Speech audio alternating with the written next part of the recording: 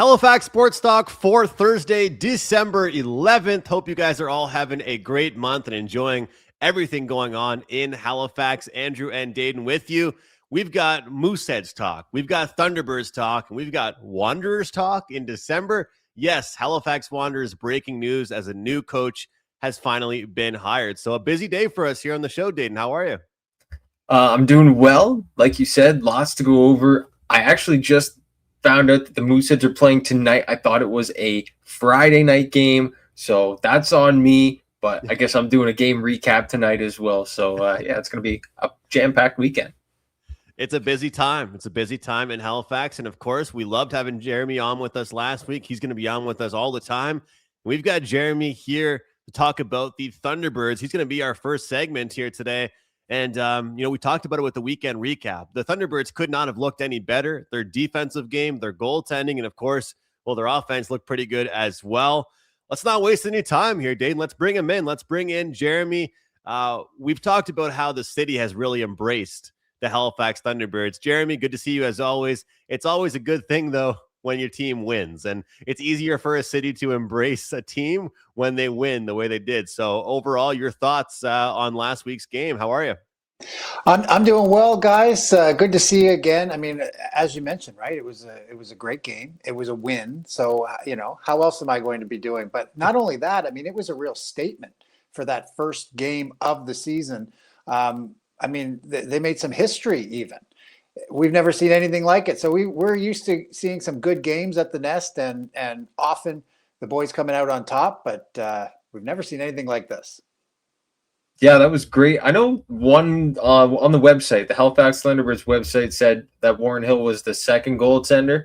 Pat Gregoire, the Thunderbirds play-by-play guy, good friend of Pat Mayo, said that he was the third. I think I'll take Gregoire's word with it and say he's the third, but still a great achievement there by Warren Hill. So I was trying to look into that, and the NLL. I mean, the website's great, but how much research are you really going to do? So I'm with you. I saw both that he was the third goaltender to only allow 2 goals, which apparently is the fewest that there's ever been in the NLL. So I guess there's never been a 1-goal game and there's never been a shutout, which is a crazy stat, but it's lacrosse. I think what it is there was one other goalie who did it in the regular season, and maybe another goalie did it in the playoffs, which, I mean, if you're doing it in the playoffs, that's even more impressive. But still, only 2 goals and I think 49 saves, something like that. 45, 46 minutes to the end of the game where nobody put one past Hill. Like he let a couple in the first quarter, I think it was. And then that was it. It was over. It was a brick wall for the rest of the night. And if your team can't win when your goalie's only letting 2 goals in lacrosse, then you've got problems. But we did not have any of those problems. The sticks were working. The guys were playing good defense too. I mean, we can't say that they weren't. There were shots on net, and Hill made some great saves, but you didn't see a whole lot of breakaways out of Oshawa or anything like that where you thought, okay, they've got really good scoring chances here, and they could put one on the board. It kind of really felt like everything was just clicking for Halifax. Well, I want to ask you, I mean, obviously it's a great performance. You mentioned all the good things about them. Is there anything that really surprised you about this team? I mean, again, obviously nobody expected them to allow this many goals, and in a good way, of course, but is there anything that really stood out to you that maybe you didn't see coming, an offensive player, a defensive player, or just tactic-wise that stood out to you? I had mentioned Randy Stotts last week and said that I thought he's the guy to keep your eye on, and he did have a good night. He ended up with 5 points. But Clark Peterson, who's a guy who's been there for years, I think he was the only one who had 1 more. So 6 points out of Peterson with including 5 assists. He was a big playmaker, and the guy can put the ball in the net as well.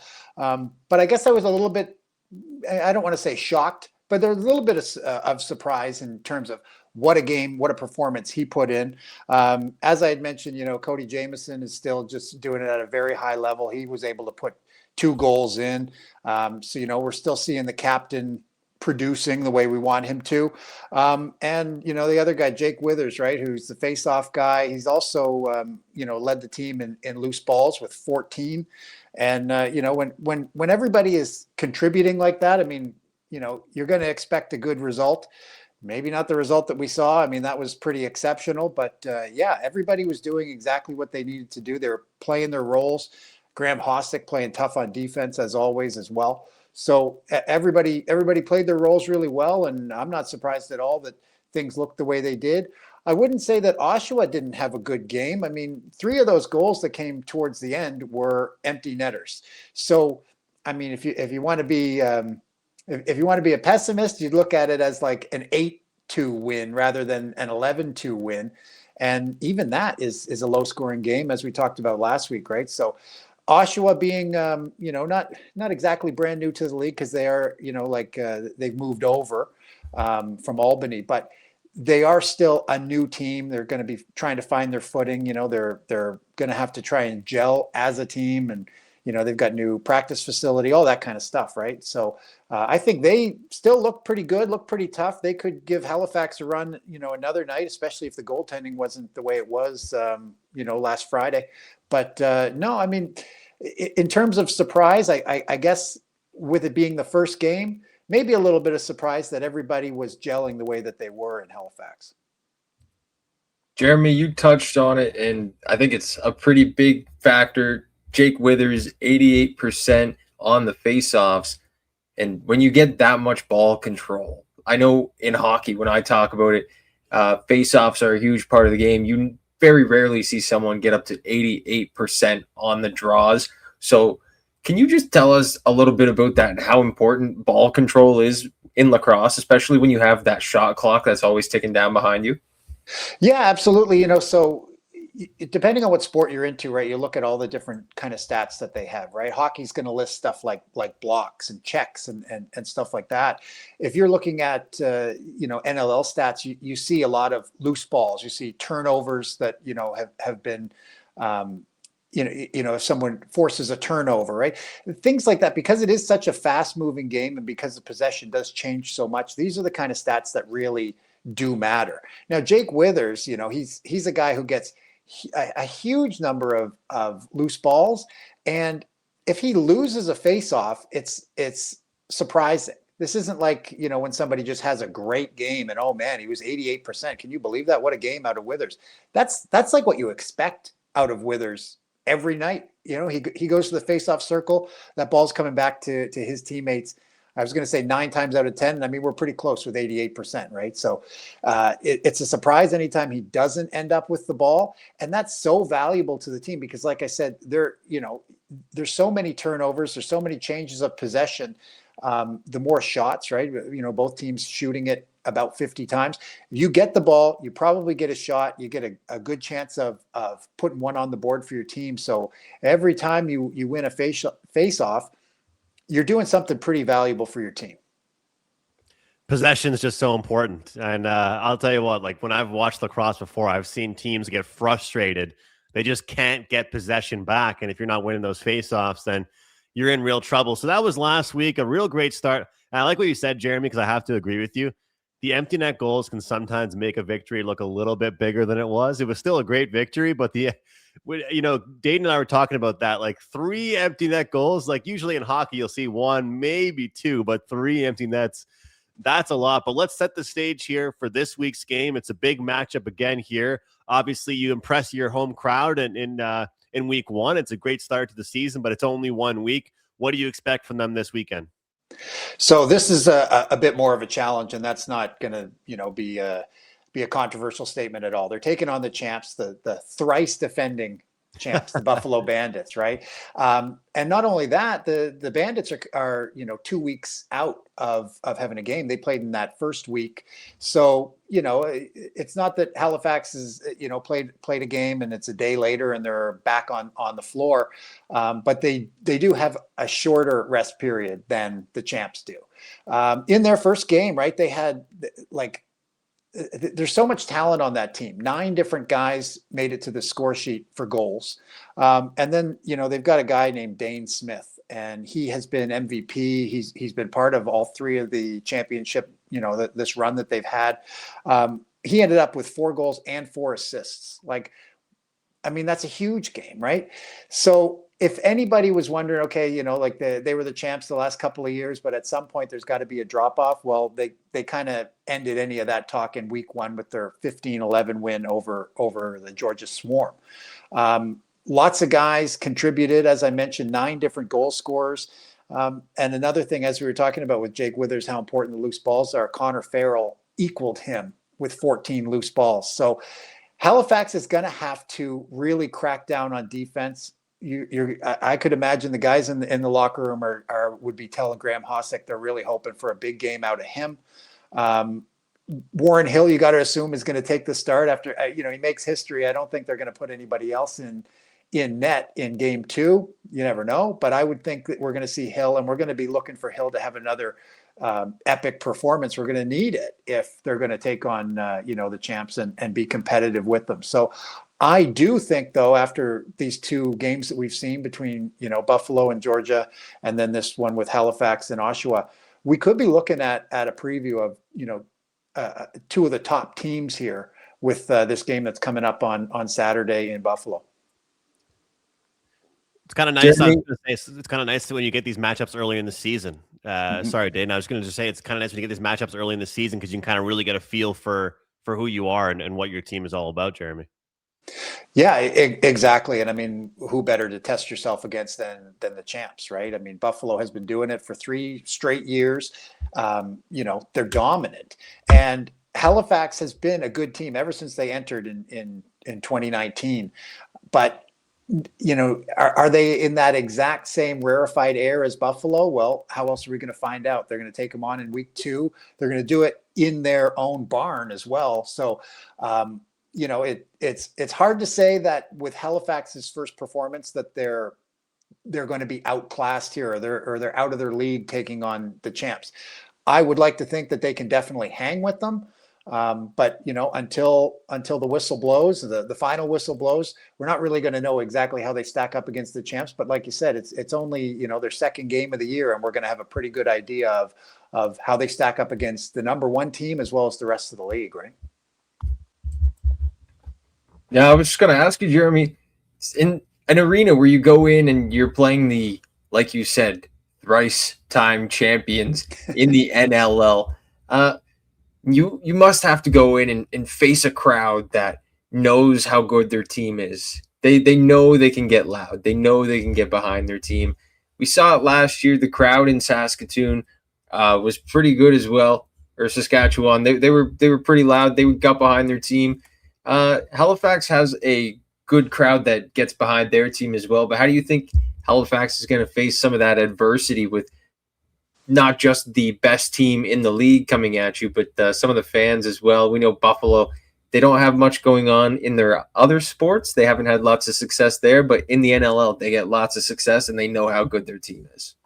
Absolutely. Yeah. And I mean, they wouldn't have the kind of success that they do unless they had a big fan base, right? It's the same as Halifax. If people didn't embrace the team, they're not going to be probably winning. I mean, especially in the NLL, if there isn't that embrace from all the fans, you see a lot of movement from these teams, right? They move around looking to try and find the market. These are 2 teams that have found their footing in those markets, right? In Halifax and in Buffalo.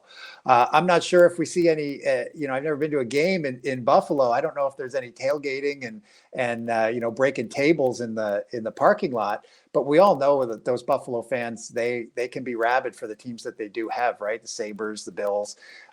So I would think that what you're going to see there is you're going to see, a full barn.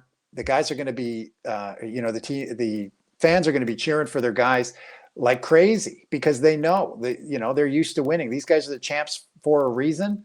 And I would think that the fan base is going to have a lot to do with that. And that the thing about that is if they go up by a bit, it's going to be even harder for Halifax to come back because they're going to be getting the chirps. They're going to be getting yelled at. I mean, if there's going to be fights or there's going to be some action in the boards, that's just going to get that rink rocking, right? So this is not like going into.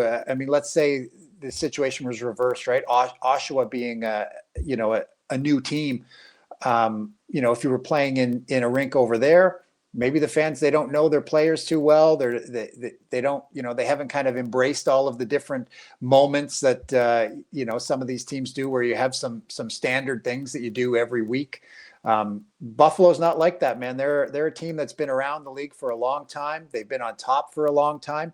Look for their fans to definitely make an impact when it comes to this game here on Saturday. Well, I feel like I'm going to ask you this every week when you're on the way out, but you already did kind of discuss it's going to be a different and more difficult test. But keys to the game, just any keys to the game, keys for a win for the Thunderbirds. I got to say, just from what I've looked at for this matchup, it's going to be a bit harder to keep the puck out of the net, or the ball out of the net, I should say. So, I mean, you got to try and play defensive again. But at the end of the day, this game going to be about offense. But what do you think the keys are for this team? The keys are definitely shutting down guys like Dane Smith and Josh Byrne. These are guys who are both goal scorers and playmakers. Had huge point nights from them in their first game. And that's the kind of, you can expect that out of guys like that for the entire season. If Hossack and the rest of the defense can limit the shots that they're going to get on net, and Hill can have another game where he stands on his head like he did this past weekend, then Halifax is going to be competitive. Now they've also got to put some goals in, because even if they have that defensive performance that we really need them to have, they're still going to need to score, because as we talked about before, there's no shutouts in the NLL. There's no 1-goal games in the NLL, and a 2-goal game is pretty rare.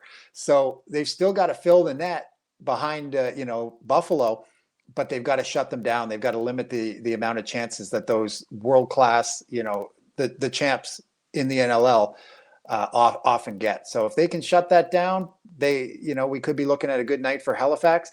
If not, it could be a long one. All right. That'll do it. You know what? I'll tell you what, I can't wait to go to a game in person. Just after last week, watching all the highlights and seeing the atmosphere, it's like, I just feel like whenever I don't go to a Thunderbirds game, I get FOMO. I'm just like, man, that looked like such a party. And then they won, and then there were fights, and there was this. So it seems like always a good time. So you know what?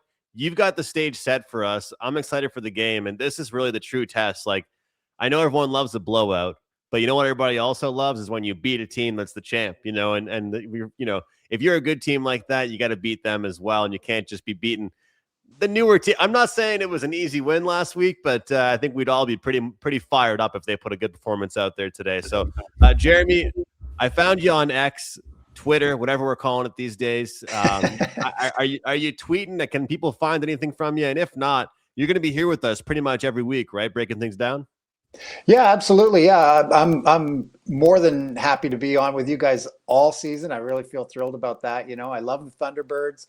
I'm going to be following along. Yeah, people can follow along on Twitter, X, like you mentioned, whatever you want to call it. Twitter. Twitter, yeah. And just because I did it last week, I think I was a little bit off on my prediction, because how could somebody guess 2 goals for one team, right, in the NLL? But my guess this time, and I'm certainly going to stay positive on the Halifax side, 13-10 Halifax is my prediction for this week. So yeah, I mean, there you go. Go on Twitter, not X, and chirp at me after if it's way off, right? There we go. All right, man. Thanks so much. We'll see you next week. Take care. Thanks a lot. Thanks, guys. See you then. I'm fired up. Like, whenever we're going to finish talking about lacrosse with Jeremy, I'm going to just want to watch the game immediately, like tonight. I don't even want to wait for the game. So, man, he knows his lacrosse, and he's really good at these breakdowns, because when you look at that Oshawa game, it's like, okay, that's the Oshawa game, but setting the stage for this game against Buffalo, and imagine we see like a clip of like someone just jumping through a table before a Bandits game, like the tailgate, as if it's like a Bills game. I bet you're right, Dane. I bet you those fans do go pretty crazy for Bandits games the same way they do. I've heard people have a lot of fun at them. I just don't think like they're the only team in Buffalo that's had success, right? Buffalo Sabres. Yeah. I'm sorry to Sabres fans, but they suck. The Bills, they are great until you get to, I guess, the last couple of years to the AFC game against the Chiefs, and then Patrick Mahomes just takes over, and then this year you might not even make the playoffs. So, I mean, the Bandits, 3 straight championships. They've been to the championship game 5 straight times, or I guess the championship series 5 straight times. So you can't really ask for much more success than that.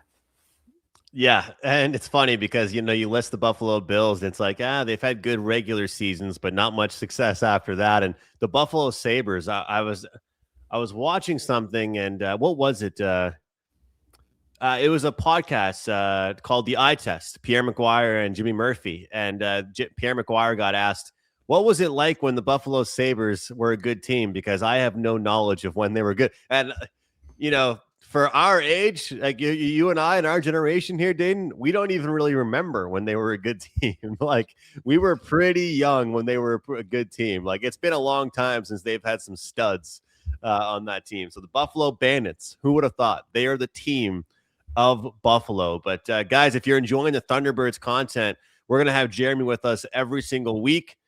We'll do our weekend recaps because I feel like you and I can handle the recaps, but we need Jeremy to break things down for us every single Thursday. And you guys can find it on the Halifax Sports Talk YouTube channel, Facebook page, X page. And of course, we're always posting clips on TikTok and Instagram. So make sure you guys show some love. Dayton, from one sport to the next, an announcement has been made for the Halifax Wanderers. Fans were kind of waiting for this announcement to be made. We wanted to see who the next coach would be for this Wanderers club. And I will tell you, it's a good one. This is now the third coach in club history. Of course, we had head coach Stephen Hart. Then we had Patrice Geyser. And now we have Vanni Sartini as the club's new head coach and general manager, which was announced Wednesday at a press conference in downtown Halifax. Here's the quote from Santini saying, "My ambition was to this is the quote from Derek Martin, the president and founder of the Wanderers, saying, "My ambition was to bring in a proven winner who understood the professional game both in Canada and globally so we could take our club to a championship level."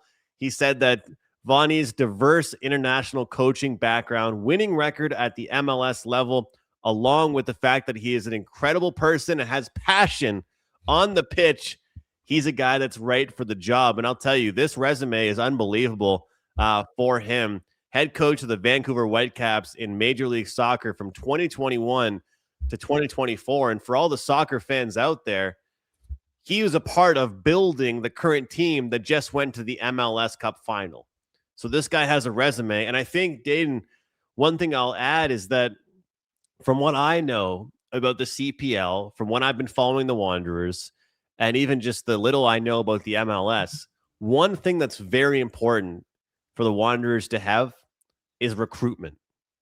And whether it's connections, whether it's good scouting abilities, or whether it's just being able to make those reads, you need to be able to bring in the right people. And some might say, well, this is quite a bit of a step down. You go from coaching MLS in a big major city like Vancouver, now you're going to Halifax. But I think that he's going to do a lot for this Wanderers team, both with his, tactical side, but also recruiting side. And the Wanderers made it very clear.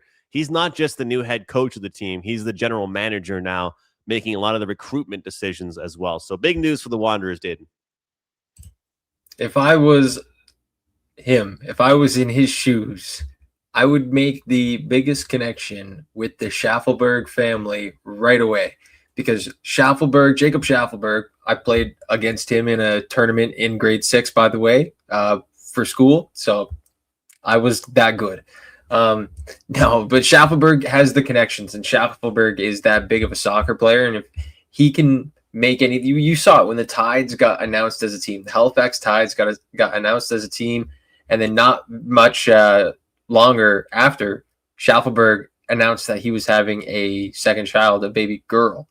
So they were very quick, the Tides, to make a post or something about like blah, blah, blah, asking the Schaffelbergs to make early commitment for their kid to the Tides.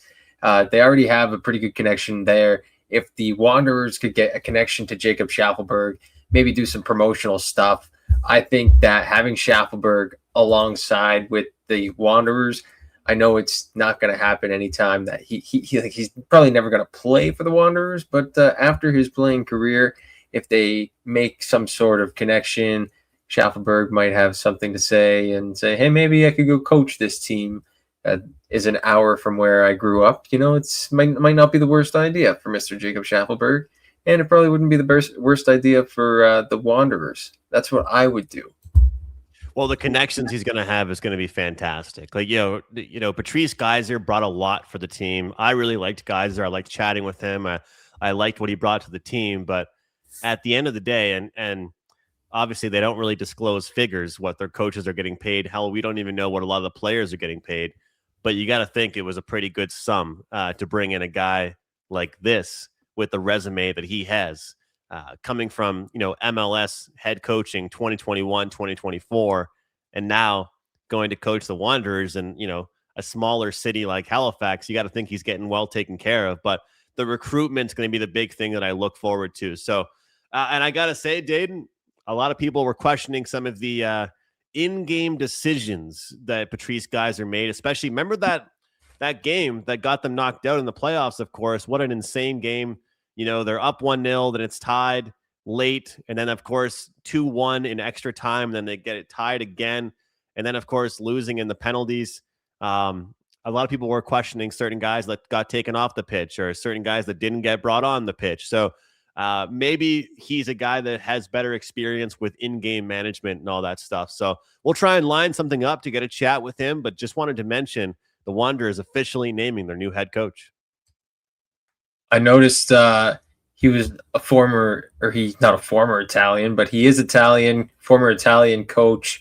I noticed that there's been lots of stuff going on, lots of chatter about Canada and Italy maybe playing in Toronto for the World Cup. So that's got a lot of stuff going around it there. We had a question that was going around at work. Pat actually asked it on his show. I just want to ask it here since we're talking about soccer. Do you think World Cup tickets for Canada versus Italy at BMO Field in Toronto would cost more than Game 7 tickets for the World Series? I saw people asking that. I saw that. What I'm going to say is that it's not like it'll be like, World Cup playoffs, World Cup finals. It'll still be like a round robin game. I know it's international football. I know it is the pride of countries, and I know there's a lot of Italians in the greater Toronto area, but I still think that Game 7, Toronto Blue Jays will take the cake. I know soccer is an international sport. I mean, baseball is as well, but I think that there's more soccer fans in Ontario than baseball fans. But overall, I think that the fact that it's just a round robin game, I'll still think the Blue Jays game takes the cake. There were some insane, outrageous prices going on for that Game 7 baseball game. So I'll stick with the baseball. What's your vote? So I'd say if you get Canada, Italy, there's a chance like that everybody from Woodbridge just floods down to Toronto. Like my buddy and his cousins from down the line would be there. Everyone would be there. But I also think that if you get USA Italy at MetLife Stadium, it like in the finals, because that's where the finals is going to be at, it might actually be bigger. So, okay, who knows? Yeah, well, that's my statement. Is more so the fact that it's early stage games, but then again, it could have meaning. Like if depending on when it is, like what how it goes, it could be like, hey, this is a chance to move on. So we'll see.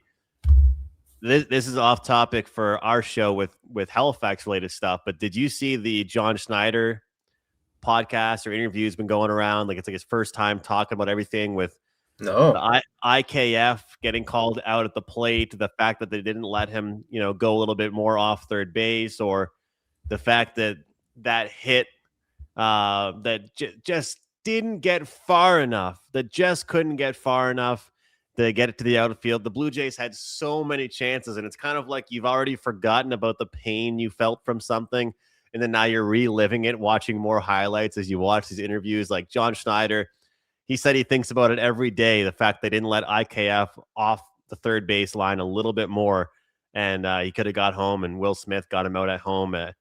it's tough when you see stuff like that. It's like, you see like your favorite team lose. Like, honestly, imagine being a Philadelphia 76ers fan and that famous Kawhi Leonard shot. I mean, the bounce, bounce, bounce, bounce, then goes in. Like, happy we weren't on the other side of that. But been seeing a lot of replays of John Schneider talking about that, and the Blue Jays were so close. So thanks for reminding me of that, Dayton, because I forgot about it all day. And now you've reminded me about that. Speaking of which, you reminded me about the Halifax Mooseheads playing tonight on a Thursday night, not playing this weekend here. So this is a Mooseheads team that, I hate to phrase it this way, have they kind of come back down to reality lately? I guess we'll find out this weekend. But how do you feel about them going into tonight's matchup? This is a team that's desperate for a good game here. Yeah, Charlottetown and Halifax, both teams that have kind of slid down the standings. Charlottetown opened the season. They were like one of the best teams in the league. They had people writing articles about them throughout the CHL. So they had a hot start, but they've also dropped off. Halifax sitting 6th right now. Moncton, 41 points in first place. Halifax at 30 points in 6th place. So 11 points back of that top spot. And it's not somewhere that you really want to be, especially when you're going into a situation like the Mooseheads are. You play on a Thursday night, you have a Friday off, you play on a Saturday in Moncton, and then you keep going even further to the island to play Charlottetown, a team that you will have just played tonight. So we'll wait and see the outcome of tonight's game, and then I guess we can base this weekend off of tonight. But Brad McKenzie is going to need a huge game out of his team. Not sure who they're going to stick in the net. I would assume it's going to be Owen Brisson to start the weekend off here on a Thursday night. But man, I guess we've talked about all the big guys stepping up. That's exactly who you need tonight. You need a big game out of Quinn Kennedy. You need a huge game out of Sean Carrier. On the back end, you need Owen Phillips and Malik Latalien and Carlos Handel to all step up. And Brisson has to be a brick wall. You just can't lose this game, and you can't start this road trip out on a bad foot. You just can't. It can't happen. Yeah, losers of 4 of their last 5 games, the Halifax Mooseheads. So when we say desperate to get back in the win column, we mean it. And, you look at that 2-game set they had against the Newfoundland Regiment. We talked about that crazy travel they had there, Dayton. And then, of course, the first game, 8-5 victory, and then they get absolutely waxed 7-0 in the next one. And ever since then, it just hasn't looked that great. You'd think a team would respond after losing 7-0 against the team, but 7-0, 4-2, and then 5-2. I want to throw it back to you with this. What are you more concerned about right now? The consistency offensively or defensive issues? So the defense is young. I know the offense is very young, but you look at the defense, and I'm still going to throw it back to that very first game of the season. I projected Malik Latalien to probably start on the second or third pair. I didn't think they'd throw him to the Wolves right away against a team that would end up being top in the league for the first 3-4 weeks of the season. Yet, there they were, doing exactly that. And Latalien has done a good job of kind of growing into his role, but we've seen him take a step back. We've seen Owen Phillips take a huge jump up, as he probably should have. Him and Handel have and Lincoln Wall also hasn't played a whole lot. So it's one of the older veteran guys that has been kind of on the back end, on the back burner a little bit, hasn't got a lot of playing time, allowing more of the younger guys to step up. The forward core, all the guys that were producing at the start were the older guys. You had Connor McPherson even coming in for his 28-year-old season. He was producing. Wasn't much production from those younger guys, and I think that's kind of been a problem the whole season. Right now, the thing that's kind of taken a dip in the past 4 or 5 games is that steadiness and the production from the back end. So to me, I think I'm looking at that back end production and being like, kind of, what are we doing here?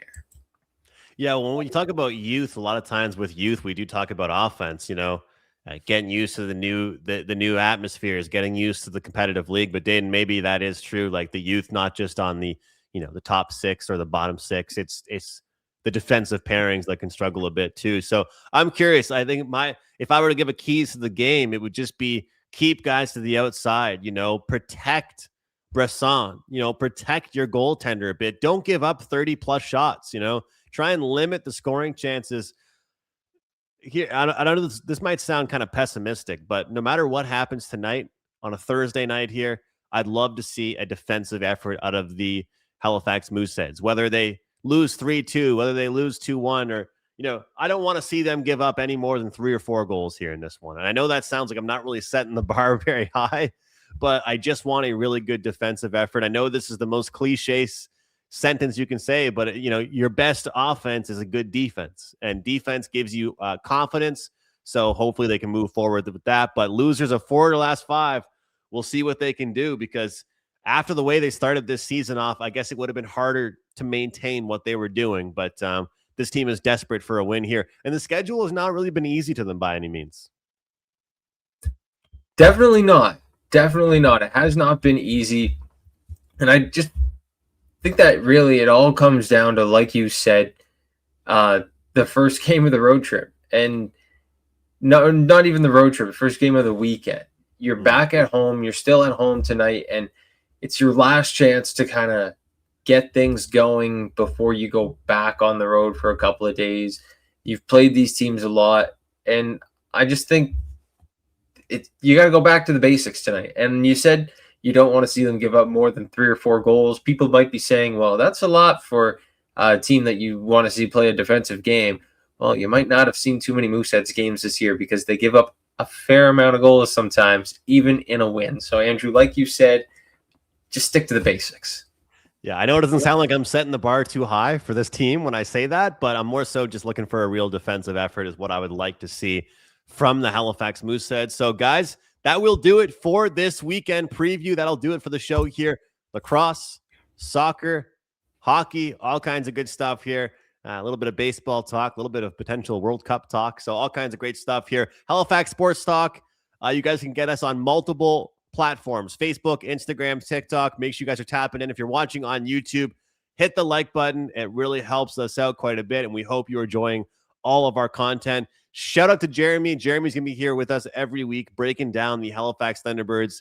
Once again, another great job by him previewing this week's game against Buffalo. Wishing you all a great weekend. We'll see you next time right here on Halifax Sports Talk.